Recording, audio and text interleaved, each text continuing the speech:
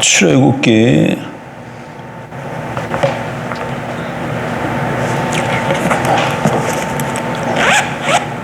4장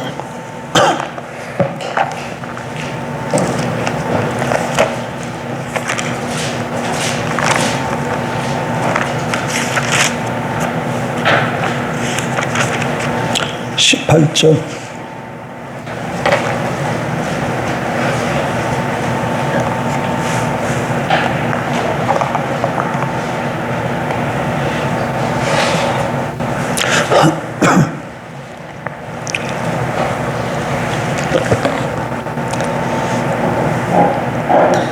(26절까지) 같이 보겠습니다. 모세가 그의 장인 이드로에게로 돌아가서 그에게 이르되 내가 애굽에 있는 내 형제들에게로 돌아가서 그들이 아직 살아있는지 알아보려 하오니 나로 가게 하소서. 이드로가 모세에게 평안히 가라 하니라. 여호와께서 미디안에서 모세에게 이르시되 애굽으로 돌아가라. 내 목숨을 노리던 자가 다 죽었느니라. 모세가 그의 아내와 아들들을 나귀에 태우고 애굽으로 돌아가는데 모세가 하나님의 지팡이를 손에 잡았더라. 여호와께서 모세에게 이르시되 내가 애굽으로 돌아가거든 내가 내 손에 준 이적을 바로 앞에서 다 행하라. 그러나 내가 그의 마음을 완악하게 한즉 그가 백성을 보내주지 아니하리니 너는 바로에게 이르기를 여호와의 말씀에 이스라엘은 내 아들 내 장자라. 내가 내게 이르기를 내 아들을 보내주어 나를 섬기게 하라 하여도 내가 보내주기를 거절하니 내가 내 아들 내 장자를 죽이리라 하셨다 하라 하시니라. 모세가 길을 가다가 숙소에 있을 때에 여호와께서 그를 만나사 그를 죽이려 하신지라. 십보라가 돌칼을 가져다가 그의 아들의 포피를 베어 그의 발에 갖다 대며 이르되 당신은 참으로 내게 피난편이로다 하니 여호와께서 그를 놓아 주시니라. 그때 십보라가 피난편이라 함은 할례 때문이었더라. 아멘. 출애굽은 이스라엘 하나님 백성들에게 있어서는 굉장히 중요한 사건입니다. 그들에게 이 출애굽은 창조에 버금갈 만한 정도의 의미를 갖고 있는 것이죠. 여러분 출애굽기 20장 그게 십계명이 나오죠. 거기 뭐 사계명이 뭡니까? 사계명. 출애굽기 20장에 보면 10계명이 나오는데 10계명 네 번째 계명이 뭐예요? 첫 번째 계명은 나 외에는 다른 신을 내게 두지 말라. 둘째는 아무 형상 만들지 말고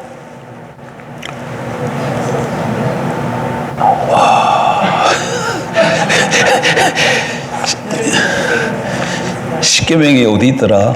찬송가 뒤에 찬송가 아무 우상 만들지 말고 절하지 말며 섬기지 말라 그러잖아요. 세 번째 여호와 이름을 망령되이 이끌지 말라. 네 번째가 안식일을 기억하여 거룩하게 지키라. 그러니까 네 번째 계명이잖아요. 네 번째 안식일 계명이. 근데 그 안식일을 지키라는 계명을 주면서 왜 안식일을 지켜야 되는지 그 설명을 하고 있어요. 왜? 거기 보게 되면 여러분도 찬송가 보세요. 찬송가 맨 뒤편에 여러분 성경에도 이게 나와 있는지 모르겠는데 성경 구절이 엿새 동안은 힘써 내 모든 일을 행할 것이나 일곱째 날은 내 하나님 여호와의 안식일인즉 너나 내 아들이나 내 딸이나 내 남종이나 내 종이나 내 가축이나 내 문안에 머무는 객이라도 아무 일도 하지 말라. 그래서 하나님께서 엿새 동안 창조하시고 일흘째 쉬신 날을 기념해서 안식일을 지키라고 이렇게 말씀하신다는 거죠. 근데 신명기 5장에 가면 거기도 동일하게 뭐가 나와요? 십계명이 나오는데 거기도 사계명을 가서 보면 거기는 안식일을 지키라는 이유가 창조랑 관련되어 있지 않아요. 거기는 뭐랑 관련되어 있어요? 출애굽 사건과 관련이 되어 있어요. 달라져요. 그러니까 이 안식일은 뭐가 버금갈 만한 사건이라는 것을 그 두 성경 구조를 통해서 우리가 알 수 있나요? 안식일은 창조와 버금가는 사건인 걸 알 수 있어요. 새 창조의 사건이라는 것을 미루어 짐작할 수 있는 것이죠. 이처럼 출애굽 사건은 굉장히 중요해. 그리고 구약 성경을 계속 읽어보게 되면 선지자들이 앞으로 일어날 구원 사건을 자꾸 무엇에 비유해서 설명을 해요? 출애굽 사건을 통해서, 출애굽 사건을 빗대어서 설명을 하고, 또 누가 같은 경우에는 예수님이 십자가에 돌아가신 그 사건을 엑소도스라고 설명하고 있어요. 엑소도스가 뭐야? 출애굽이잖아요. 출애굽. 그러니까 예수님이 십자가에 죽으심을 출애굽 사건으로 이렇게 말씀하고 있다는 거예요. 그래서 이 출애굽 사건은 하나님의 백성 이스라엘뿐 아니라 오늘 신약인 하나님의 백성들에게서는 굉장히 중요한 의미를 갖고 있습니다. 그래서 이 출애굽 사건을 잘 알아야 되는데, 그러려면 우리가 출애굽기를 다 봐야 되지만 다 볼 수 없잖아요, 짧은 시간에. 근데 오늘 읽은 이 본문, 오늘 읽은 이 본문을 통하여서 본문을 잘 읽고 살펴보면 출애굽의 의미가 뭔가를 좀 알 수 있습니다. 그래서 오늘 본문을 택한 거예요. 근데 본문을 가만히 보게 되면 본문의 배경은 모세가 애굽에서 바로 공주의 아들로 살다가 장성한 후에 자기 백성들을 돌아볼 그 마음이 생겨서 자기 백성들에게 나갔다가 이스라엘 백성하고 그 애굽 사람이 이스라엘 백성들 애굽 사람이 이스라엘 백성을 어떻게 해요? 때리잖아요. 그래서 그걸 보고 참을 수가 없어서 애굽 사람을 죽이잖아요. 그리고 그 사건이 발단이 되어서 애굽에 더 살지 못하게 되고 도망가서 미디안에 가서 살게 되지 않습니까? 그리고 미디안에 가서 이들의 딸을 맞아서 아내로 맞이하고 그들에게 아들을 낳고, 그래서 장인의 양떼를 지키며 살게 되는데, 어느 날 호렙산에서 양떼를 지키다가 그 가시떨기 나무에 불이 붙었는데, 가끔씩 그런 광야에서 벼락이 치면 가시떨기 나무에 붙으니까 그럼 타지요. 그런 것들이 가끔씩 일어납니다. 근데 여기서도 그렇게 불이 붙어가지고 막 타고 있는 거야. 그러면 나무가 어떻게 돼요?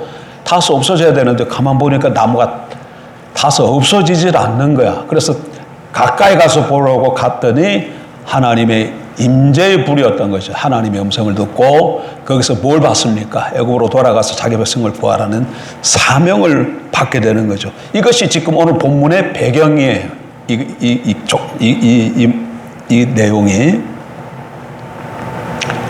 내용 알겠습니까? 그런 사건이 있은 후에 이제 오늘 모세가 자기 장인 찾아가가지고 하나님께서 내게 이렇게 말씀하셔서 내가 애굽으로 가야 되겠습니다 하고 그런 얘기를 한다는 거예요.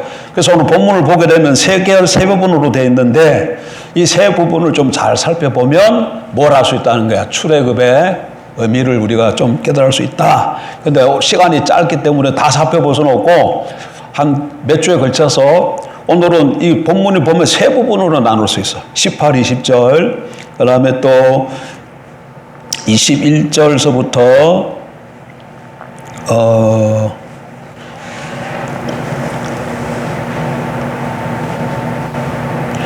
23절까지, 그 다음에 23절부터 26절까지 이렇게 세 부분으로 나눌 수 있어요. 18절부터 21절까지는 모세가 장인을 만나고 떠나는 얘기, 모세가 장인을 만나서 장인 이드로를 만나서 허락을 받고 떠나는 장면이고, 그 다음에 22절서부터 23절 두 절은 애굽에 갔을 때 모세가 해야 할 일을 하나님께서 지시하시는 내용이고, 그 다음에 24, 26은 애굽으로 가는 도상에서 일어난 사건이에요. 이렇게 세 부분으로 되어 있는데 오늘은 첫째 부분만 좀 살펴보려고 그러면, 첫째 부분 18절에서부터 21절 이 부분을 좀 살펴보려고 그러는 거죠. 근데 본문에 보게 되면 모세는 애굽에 있는 그 이스라엘 백성들을 향해서 뭐라고 부릅니까? 한번 다시 보세요.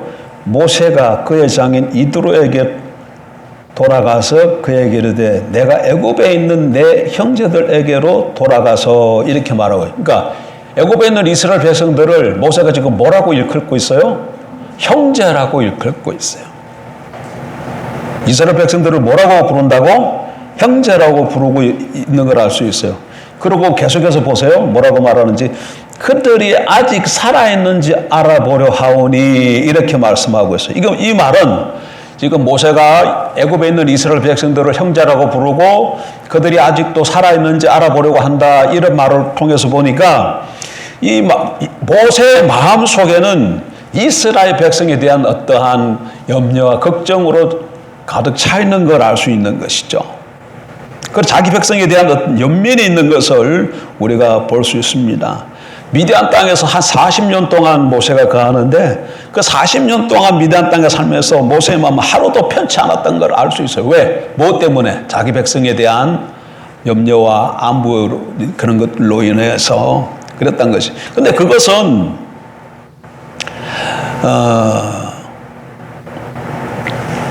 모세가 애굽의 왕자로 살다가 조금 전에도 얘기했지만 미디안 땅으로 망명가게 된 이유가 뭐예요? 뭐 때문에 도망가게 되었어요?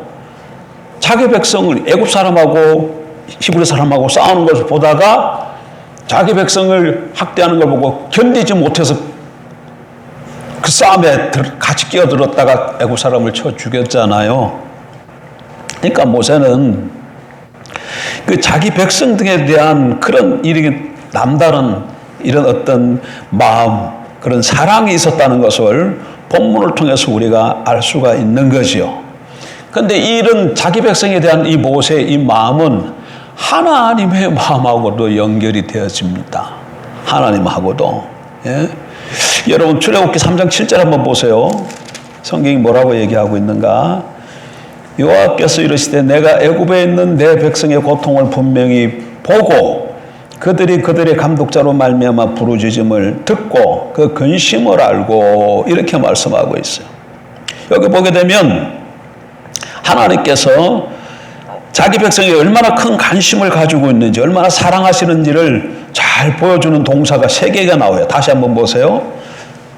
자, 7절 보세요. 여호와께서 이르시되 내가 애굽에 있는 내 백성의 고통을 분명히 뭐 했다고? 보고 그들이 그들의 감독자로 말미암아 부르짖음을 듣고 그 근심을 알고, 보고 듣고 알고, 이런 동사를 가지고 3번씩이나 이렇게 쓰면서 설명하고 있다는 거야. 이것은 하나님께서 이스라엘 백성들에 대해서 어떻게 하고 있다는 거예요. 하나님의 마음을 이 동사로서 지금 잘 보여주고 있는 것이죠. 그러니까 모세의 마음속에 자기 동족에 대한 그런 사랑하는 마음이 있어서 늘 안부가 궁금하고 걱정 염려가 있었는데, 그런 마음이 동일하게도 하나님에게도 있었다는 걸 알 수 있어요. 하나님도 자기 백성에 대해서 늘 이런 마음을 갖고 있는 거죠. 그리고 그 마음 때문에 이스라엘 백성이 구원받지 않습니까? 이것은 오늘 우리들에게 뭘 가르쳐 줍니까? 구약의 하나님의 백성은 이스라엘이었지만 신약의 하나님의 백성은 누구예요? 예수 그리스도 믿고 영접한 우리잖아요. 그러면 구약 이스라엘 백성에 대한 하나님의 마음이 이렇다면 오늘 신약 영적 이스라엘 우리에 대한 마음도 동일하다는 거예요. 동일하다는 거예요. 어쨌든 이렇게 모세의 마음과 하나님의 마음이 하나다. 그래서 본문을 통해서 우리가 유추해서 알 수 있습니다. 그럼 이 사실을 통해서 뭘 우리가 하나가 좀 깨달을 수 있냐면, 하나님이 모세를 부르셨을 때 모세가 아이고 하나님 감사합니다. 제가 하나님 뜻대로 애굽으로 돌아가서 이스라엘 백성들을 인도해 내겠습니다. 그렇게 합니까? 어떻게 해요? 하나님이 내 백성을 인도하기 위해서 네가 애굽으로 가라 그러니까 모세가 어떻게 얘기합니까? 저는 할 수가 없다 그래요. 내가 어떻게 애굽으로 가냐? 나는 그런 일을 하기에 부족하지 않다. 아니다, 괜찮다. 내가 너와 함께한다. 그러니까 또 내가 말을 못합니다 하면서 또 거부하잖아. 그랬더니 하나님이 말 잘하는 네 형 있잖아. 네 형 붙여주마. 이러면서 그래서 억지로 사명을 맡은 거예요. 사명을 맡은 거예요. 근데 하나님이 그런데 왜 그런 모세를 하나님께서 이스라엘을 구해내시는 이런 구원자로 부르셨을까? 우리가 좀 궁금하잖아요. 그런데 오늘 본문을 통해서 보니까 모세의 마음이 어떻다고 자기 백성에 대한 관심과 사랑이 충만한 걸 볼 수 있고 그 마음이 하나님의 마음과 같은 것을 알 수 있어요. 이런 걸 통해 볼 때 뭘 알 수 있는가 하면 하나님은 하나님의 같은 마음을 가진 자를 불러서 자기의 일을 맡기신다는 것을 깨달을 수 있는 것이죠. 그러니까 그 사람이 어떻든 건 아무 상관이 없어. 그 사람이 능력이 있든지 능력이 없든지 많이 배웠든지 안 배웠든지 뭐 돈이 있든지 없든지 건강이 있든지 안 있든지 그런 건 상관이 없고 그 사람 마음이 어떤가를 그게 제일 일단은 중요하다네. 그 마음이 하나님 마음하고 같은다 안 같은다 이게 중요해. 여러분 다윗을 하나님께서 왕으로 세우실 때에 뭐라고 얘기합니까? 다윗은 지금 개혁 개정에는 그렇게 안 나와 있던데 개혁에는 뭐라고 돼 있어요? 내 마음에 합한 자라고 표현하고 있어요. 근데 지금 개혁 개정에서는 뭐라고 했는지 모르겠네. 어쨌든 개혁에는 내 마음에 합한 자라고 그렇게 돼 있어요. 그러니까 하나님 마음하고 다윗 마음하고 어떻다는 거예요? 같다는 거예요. 그래서 하나님께서 다윗을 이스라엘 나라의 왕으로 세우셨다는 것이죠. 그러니까 오늘날 우리가 무슨 마음을 관심을 갖고 어떤 일에 대해서 이렇게 내 마음이 열려 있고 또 그렇든지 간에 그것이 하나님의 마음과 일치하는 마음이면 하나님께서 나를 그 일로 부르신다는 것을 우리가 알 수 있어요. 내 같은 사람이 그 일을 할 수 있을까? 그건 두 번째 일이야. 자, 그래서 우리가 이 본문을 통해서 왜 하나님께서 이 모세를 부르셨는가를 좀 미로 짐작할 수 있고, 그 다음에 모세가 떠나는 모습을 한번 보세요. 다시금 모세가 떠나는 모습을 한번 봐. 지금 모세가 무엇하러 애굽으로 갑니까? 이스라엘 백성 민족을 바로의 압제로부터 구출해내기 위해서 출애굽하기 위해서 가는데 그 모습을 한번 보세요. 모세가 그의 장인 이도로에게로 돌아가서 그에게 이르되 내가 애굽에 있는 내 형제들에게 돌아가서 그들이 아직 살아있는지 알아보려 하오니 나로 가게 하소서. 이도로가 모세에게 평안히 가라 하니라. 자, 19절. 여호와께서 미디안에서 모세에게 이르시되 애굽으로 돌아가라 내 목숨을 노린 자가 다 죽었느니라. 이렇게 말씀을 하시면서 듣고 갑니다. 근데 어떻게 알아봐요? 20절. 모세가 그의 아내와 아들들을 나귀에 태우고 애굽으로 돌아가는데 모세가 하나님의 지팡이를 손에 잡았더라. 애굽으로 돌아가는 모세 보니까 아내와 아들들 그리고 나귀를 태우고 손에 그냥 지팡이 하나 짚고 가는 모습이야. 지금 모세가 애굽으로 왜 간다고? 바로를 대항해서 자기 백성들을 인도하고자 하는 그 큰 사명을 갖고 가는데 그 사명자에 어울리는 모습입니까? 너무너무 보잘것이 없어. 예? 아이들, 청년들도 아니야. 아이 둘에다가 아내에다가 나귀에다가 고작 가지고 있는 게 뭐예요? 지팡이 하나 들고 가는 거예요. 지팡이는 이렇게 해서 가가지고 하나님 사명 맡겨주신 큰 사명을 어떻게 감당할 수 있겠습니까? 근데 오늘 본문을 잘 읽어보게 되면, 우리가 본문을 좀 잘 읽어보게 되면 20절 다시 보세요. 모세가 그 아내와 아들들을 나귀에 태우고 애굽으로 돌아가는데 모세가 하나님의 지팡이를 손에 잡았더라. 이렇게 말씀합니다. 모세가 지팡이 하나 잡고 가는데 그 지팡이가 무슨 지팡이라고 하는 거예요? 예? 하나님의 지팡이라는 거예요. 그 지팡이는 이 사명 받고 그 다음에 하나님이 준 그런 지팡이냐면 그런 게 아니에요. 원래 지금 모세가 미디안 땅에서 뭐 하고 있죠? 이드로의 양을 치잖아. 그때 양 치면서 사용했던 그 지팡이에요. 그 지팡이. 근데 그 지팡이를 지금 하나님이 무슨 지팡이라고 얘기를 하고 있어요? 하나님의 지팡이라고 그렇게 말하고 있다는 거예요. 원래 평범한 지팡이였어요. 4장 17절. 너는 네 지팡이를 손에 잡고 이것으로 이적을 행할지니라. 이렇게 말씀하고 있어. 4장 17절. 그래서 이때부터 이 모세의 목자의 지팡이는 특별한 의미를 갖게 된 거죠. 무슨 지팡이로? 하나님의 지팡이로. 하나님의 지팡이라는 말은 뭘 상징하고 있는 거예요? 이것으로 뭘 하라고 그러죠? 기적을 행할지라 그렇게 하니까 곧 능력을 상징하는 거예요. 뭘 상징한다고요? 하나님의 능력. 뭘 나타낸다고요? 하나님의. 그러니까 비록 아내하고 아들 둘하고 닭이 태워가지고 가지만 그 손에는 뭐가 쥐어 있었다? 하나님의 지팡이를 짚고 있었다. 하나님의 능력이 모세와 함께 하고 있었다는 거예요. 그러니까 하나님은 사명자를 부르시고 보내실 때에 내가 이제 내게 이런 사명 맡겨주시니까 네가 이제 좀 잘 해봐. 그렇게 보내시지 않는다는 거예요. 그 일을 부르셨으면 그 일을 부르신 그 일을 맡은 자가 감당할 수 있도록 뭐 하신다? 능력으로 뒷받침하시는 것을 볼 수 있어요. 그러니까 이 지팡이 가지고 가서 모세가 40년 동안 모든 일을 다 행하잖아요. 대표적으로 뭐가 있어요? 이스라엘 백성들을 인도해 나와서 홍해 앞에 이르렀을 때에 더 이상 나가지 못하고 뒤에 애굽 병사가 오고 그래서 막 이스라엘 백성들이 죽겠다고 막 난리칠 때 뭐예요? 그 지팡이 가지고 홍해를 가리킴으로 바다가 갈라지는 역사가 밤새도록 바람이 불어서 바다가 갈라지는 일이 있었고 또 광야에서 마실 물이 없을 때 그 지팡이 가지고 어떻게 해요?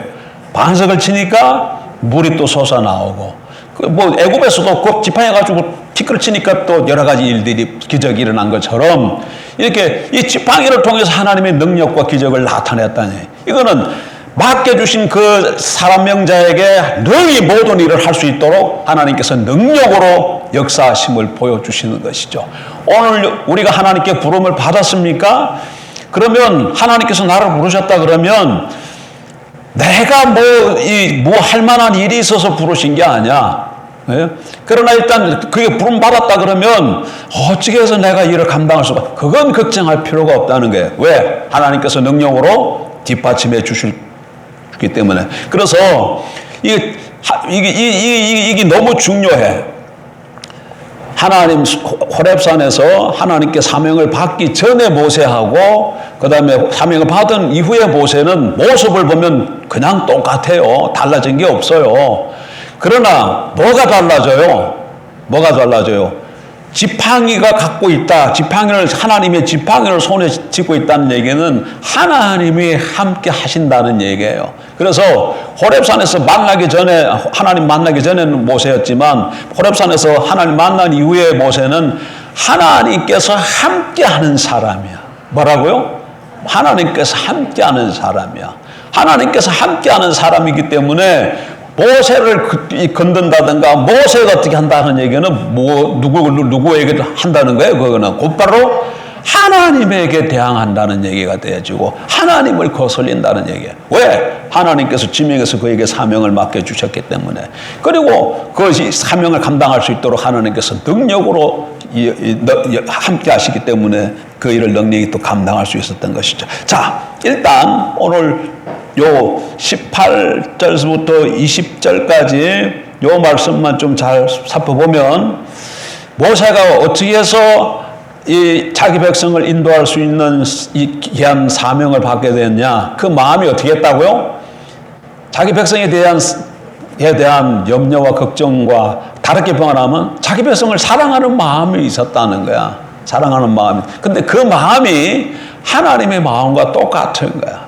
그래서 하나님께서 그 마음을 보시고 자기 백성을 인도해낼 만한 그 중심을 보시고 그에게 사명을 맡기셨고 그리고 그 사명을 감당할 수 있도록 뭘 허락하셨다? 하나님의 지팡이를 손에 쥐어주셨다는 거예요. 그러니까 오늘 우리도 여러분에게 하나님이 부르셨다면 그 부르신 거기에 하나님께서 그냥 그걸로 냅두지 않고 뭘로 함께 하신다? 능력으로 함께 하시는 것을 믿으십시오. 특별히 우리에게는 무슨 지팡이가 있을까요? 신약시대 하나님 백성들에게는 복음의 지팡이가 있어. 복음. 잡으세요.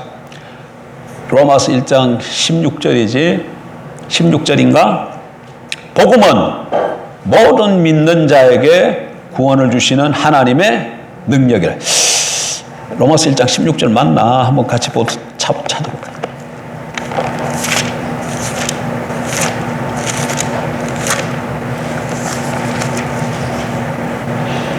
아니네. 맞네. 내가 복음을 부끄러워하지 아니하노니 이 복음은 모든 믿는 자에게 구원을 주시는 하나님의 능력이 됨이라. 이게 되죠. 복음은 모든 믿는 자에게 그리스도인들에게 뭐가 된다고요? 구원을 주시는 하나님의 능력이야.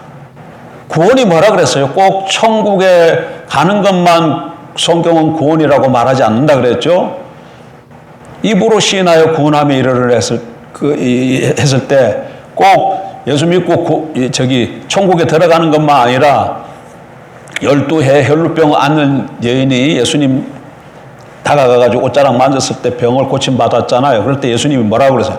딸아, 내 믿음이 너를 구원하였느니라. 그러니까 병 고침받는 것도 뭐예요?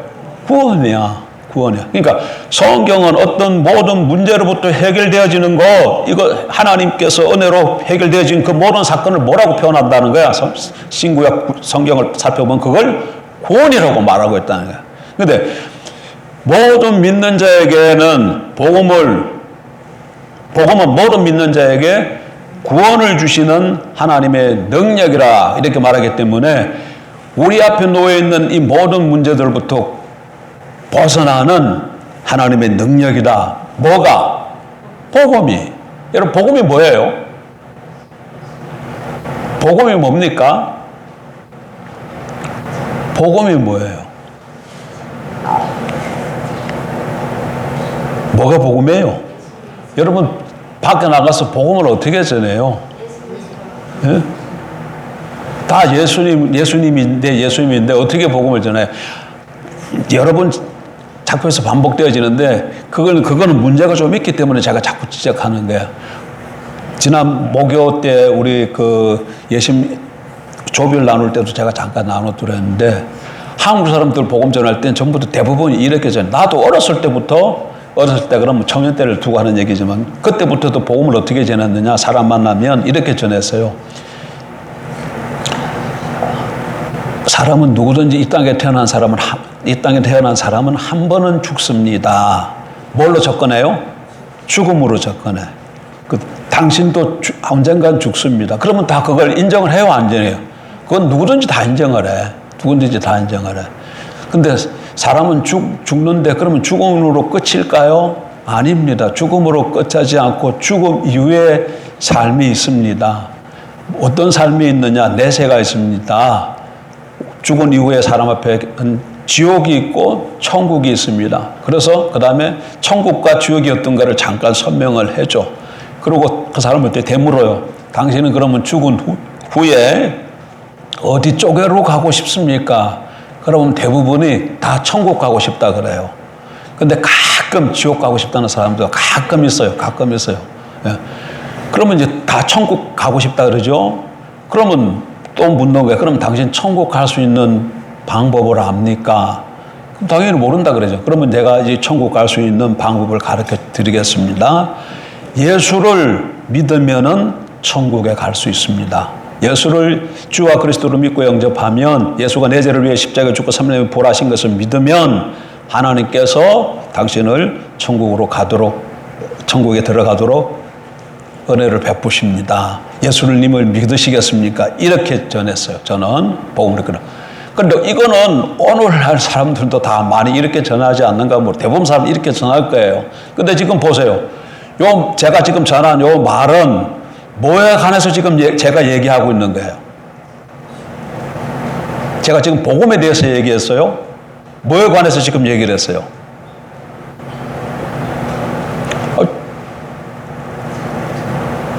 뭔 얘기를 했냐고 제가 다시 한번 얘기를 해요. 어떤 사람한테 전도할 때 제가 사람은 누구든지 한 번은 죽는다. 죽은 다음에는 끝난 게 아니고 내세가 있다. 천국과 지옥이 있다. 천국은 이런 곳이고 지옥은 이런 곳이다. 당신은 어떤 곳으로 가고 싶느냐? 천국 가고 싶어요. 그러면 천국 가는 길을 아느냐? 방법을 아느냐? 모릅니다. 제가 가르쳐 드리겠습니다. 천국은 예수님을 믿으면 들어갑니다. 예수님 믿으시겠습니까? 이렇게 전했다는 얘기야. 지금 뭔 얘기를 했어요, 제가? 한마디로 말하면. 예?